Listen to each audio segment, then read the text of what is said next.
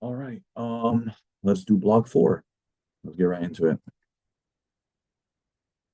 Okay, so the movie I decided to discuss this time was Adam, and Adam is a movie released in 2019.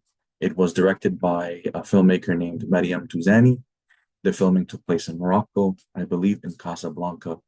Samia is basically the plot. Samia, a young pregnant lady, is taken in by a baker, Ebla. She's a widowed baker taken in by her in the bustling city of Casablanca.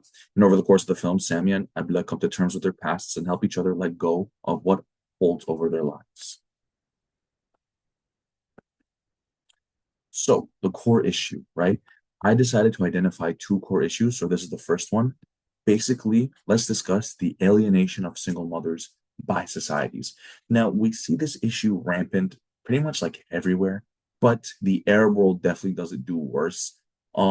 This does relate to gender inequality because the way that women are viewed, especially in the Arab world in this context, they are viewed as very fragile, and if they do one little wrong thing, they will get the worst punishments, right? So when women have children out of wedlock, which is a big thing in the Arab world, they are viewed as the worst of the worst. They're viewed worse than the beggar. That's how bad they're used because they're viewed as prostitutes or harlots, and no man would ever want to marry her, right? No one will even help them because they got into their own situation by their own doing. That's what people believe, right? And the culture, the Arab culture, is built around this shame. It's built that women should never touch a man. They should never do this. If they're gonna touch a man, they should be married or in a committed relationship.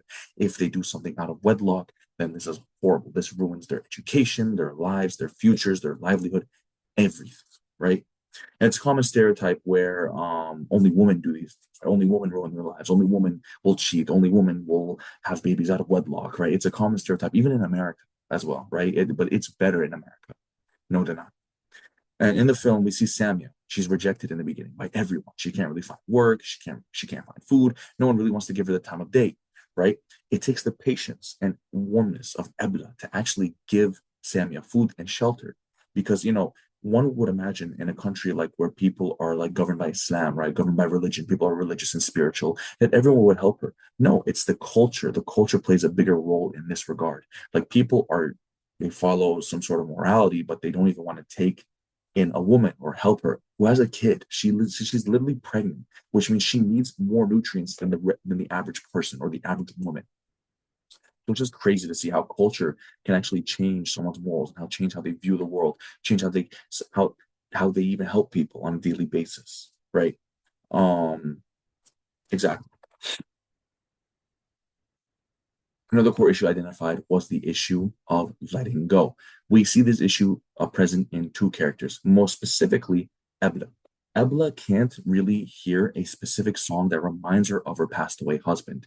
The daughter knows this, and Samuel comes to understand this, that she has problems when this song plays out loud. She doesn't want to hear it at all because it reminds her of the past. So Samuel decides to sort of confront her. She plays the music out loud on the radio, and when Ebla says turn it off, she doesn't listen. She holds Ebla down, allowing Ebla to hear the music to remind her of her husband, and she cries. In that moment, she's sort of reborn. She accepts it. Her husband's dead.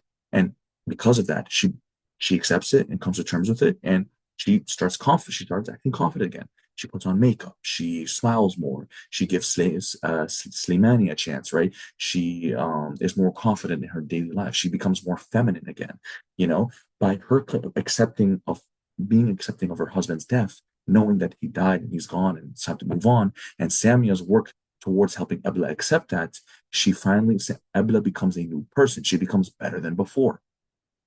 And even after Samia helps Ebla, Ebla also helps Samia. Samia can't bear to have that kid, right?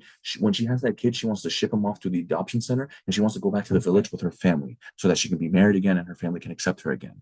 But as time goes on, and when she finally has that kid, she does let that kid go. She doesn't even want to see it. She doesn't even want to feed it, right? But over time, days after crying, days after Ebla encouraging her, Samia realizes that she has a responsibility. She has to feed this baby. She has to take care of this baby, even though it was the most unwanted thing in her life, and she never wanted this thing to ever happen to her. She has to take care of the baby because it's her responsibility. She has to let go of the shame. See, Abla let go of the memories and the love.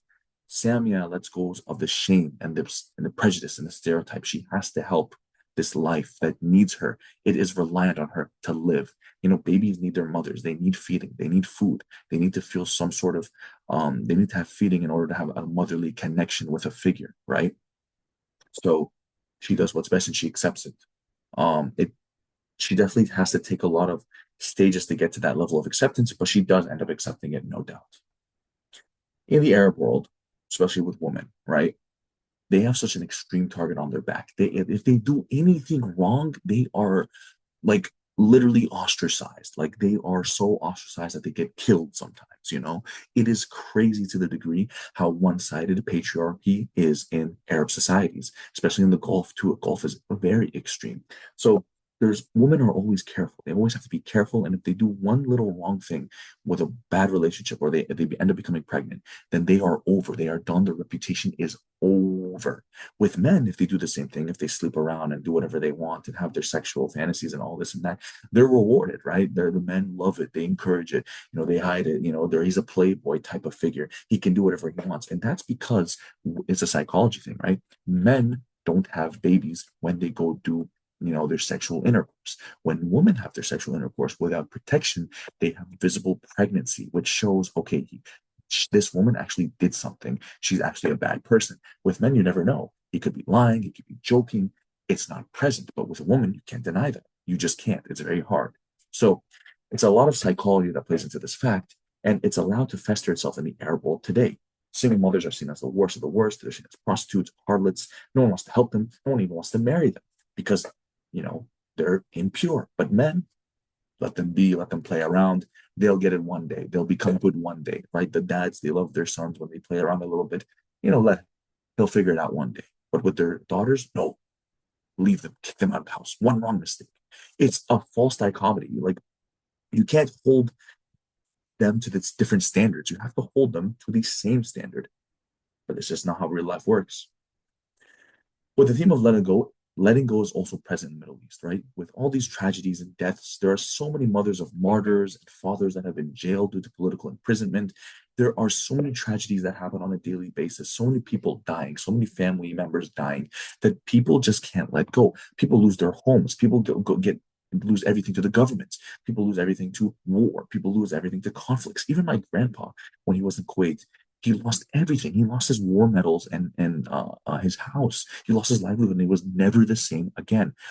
All Arabs, a lot of them, not all, but a lot of them have this problem of just not letting go. They can't accept what has happened to them because it has flipped their world upside down.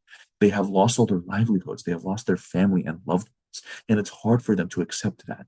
They are always thinking about it. They're always thinking about what life could have been for them, how it could have been better, how they could have been in a better state of mind if they had their futures in much better areas. So it's a big problem that is very much present in the Arab world, especially with my family, even, and a lot of other families, especially ones that are in America that had to move due to bad situations back home. We always have to move because there's better opportunity here. And we're always struggling with accepting and letting go.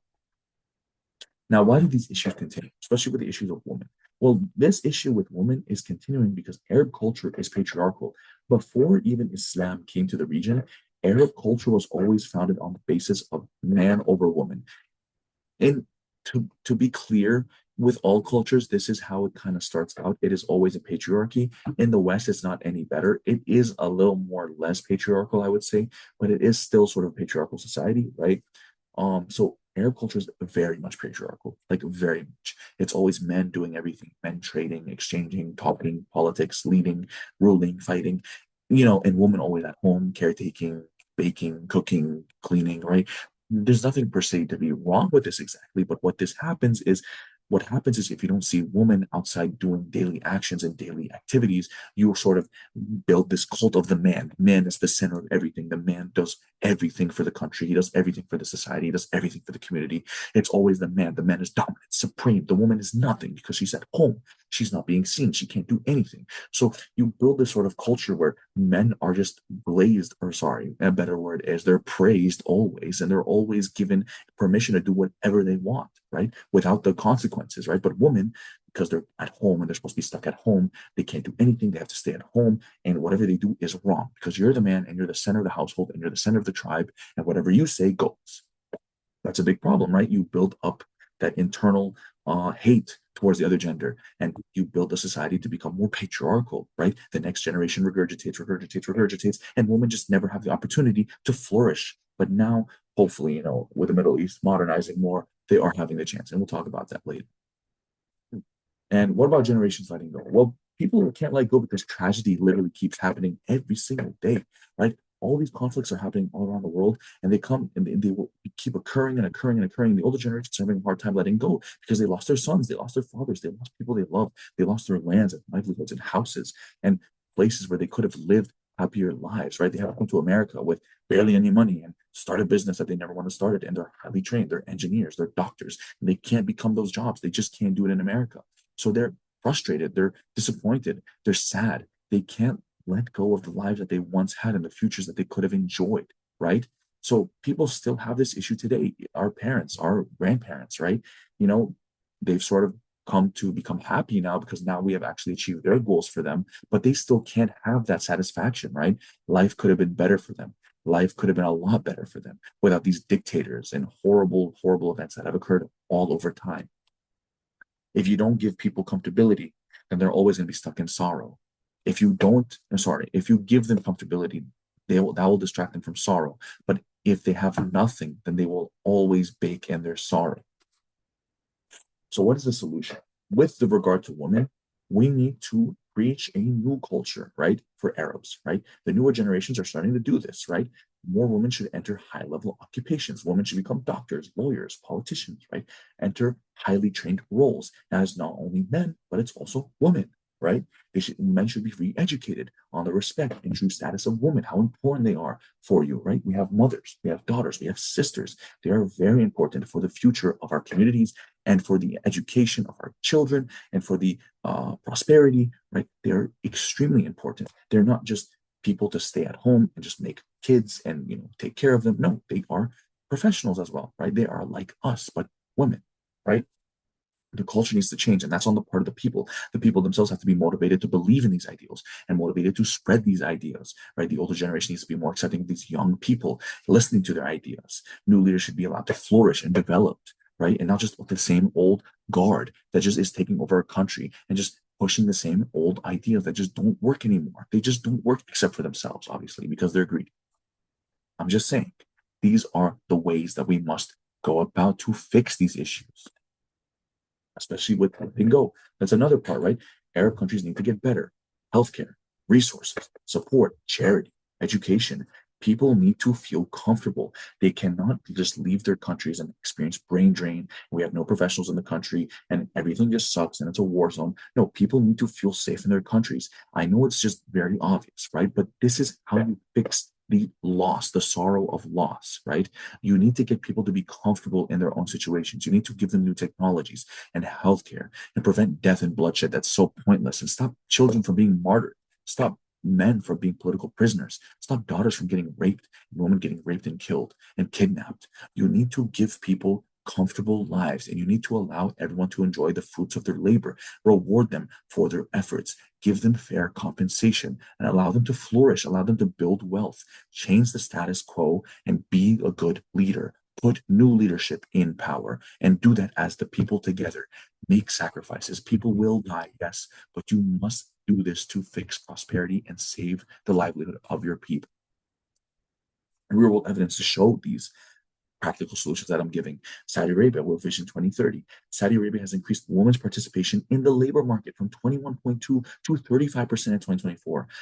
A bygone ago or years ago, there was barely any woman working in anywhere in Saudi Arabia. It was so traditionalistic, it was so patriarchally dominant that there was barely any woman leaving the house. It was bad for them, right? And it's just not culturally acceptable. But now they're fixing it. Now women are able to freely travel by themselves and have their own autonomy and drive by themselves, as we've recently heard, right? In the past couple of years, 10 years now.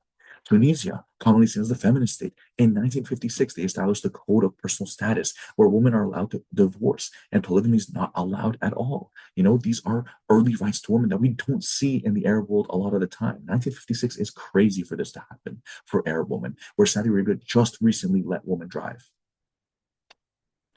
There's also for the other theme that I've been mentioning, the other issue, the sorrow of loss, right? Letting go. Islamic trauma healing is a new initiative that is taking place across many Arab countries where people are inputting modern psychology with traditional religious practices, right? Programs are reframing tragedies into growth, into you may have lost your son, but this is for the sake of God, right? They're inspiring people with religious principles and modern scientific strategies to help people out of their sorrow, to inspire them, to have them keep working forward for the good of the community, for the good of themselves, for the good of their own families, right? There's also this new cinema movement that we've been seeing throughout this entire class, right? These new movies like You Will Die 20 and Adam and The Man Who Sold His Skin, right? They're outlining issues. They're showing the issues that are affecting people all around the Arab region, Arab world region, and people are having their stories heard. People are seeing their issues put on the screen where they can feel comfortable that yes, people are recognizing I am seen, I am heard, I'm suffering in silence, and now people are putting our daily lives on the screen for everyone to see that this is what's going on in our own countries.